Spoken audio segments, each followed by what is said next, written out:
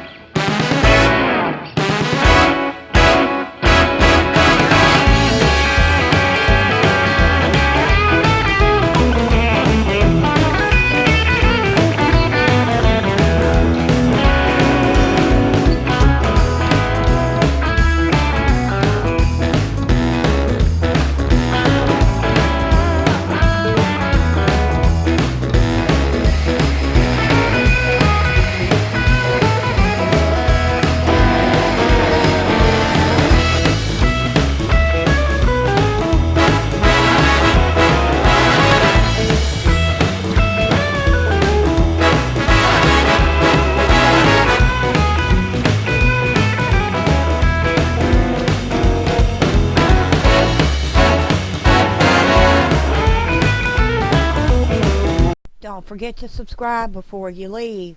Y'all come back now. You hear?